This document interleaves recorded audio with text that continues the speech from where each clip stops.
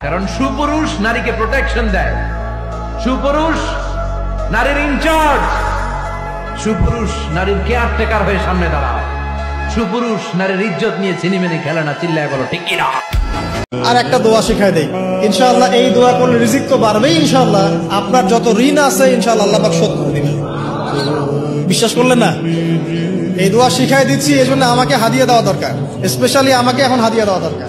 গুরুত্বপূর্ণ দোয়া শিখাই দিচ্ছি। আলী রাদিয়াল্লাহু আনহু বলেছেন, কোন ব্যক্তির যদি পাহাড়ের সমানও ঋণ থাকে, এই দোয়া যদি আমল করে আল্লাহ পাক ওই ঋণও শোধ করে দিবেন ইনশাআল্লাহ। দোয়াটা হচ্ছে আল্লাহুম্মা ইকফিনি বিহালালিকা আন হারামিকা। নিঃসন্দেহে তোমাদেরকে কিয়ামতের দিন নিয়ামতগুলো সম্পর্কে জিজ্ঞেস করা হবে। তো দুনিয়ার জন্য বাঁচেন না, যারা দুনিয়ার জন্য বাঁচে আল্লাহ পাক তাদেরকে পরকাল ধ্বংস করে দেন।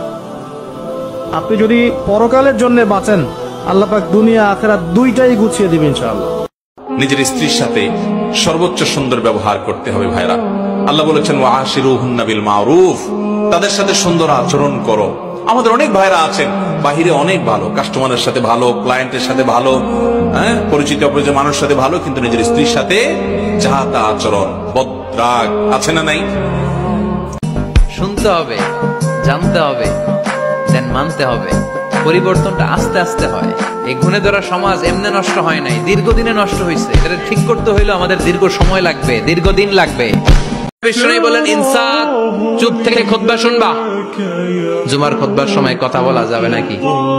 কথা কম। বিষ্ণু বললেন, তোমার সামনে কেউ কথা বলতেছে, তুমি যদি বলো চুপ করো, এটাও তুমি খারাপ কাজ করছো। চুপ করো তোমার কইতে কইছে কি? চুপ করো বলে তুমি আরেকটা বেজাল লাগাইছো। চিল্লায় বলেন ঠিক কিনা? তাহলে জুমার নামাজে কথা বলা যাবে না, কেউ কথা বললে চুপ করো, এই কথাটাও বলতে বিশ্বনবী নিষেধ করেছেন। চিল্লায় বলেন ঠিক কিনা?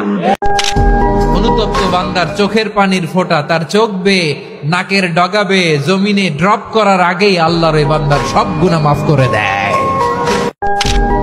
দ্য হাইয়েস্ট, সর্বোচ্চ, আল আযীম, দ্য সুপ্রিম, তার ক্ষমতার সামনে দাঁড়াবার ক্ষমতা কারো নাই। ঠিক কিনা বলেন?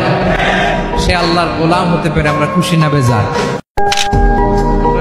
মুসলমান বলে কনসিডার করতে চাই না তো, খালি পিস পিস করি, টুকরা টুকরা করে দেশটারে শেষ করে দিলাম।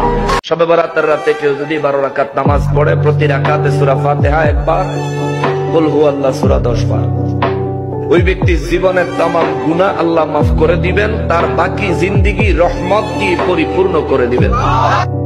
হেরে যাবে ওদের হিংসার ষড়যন্ত্র, জিতে যাবে আমাদের ভালোবাসা।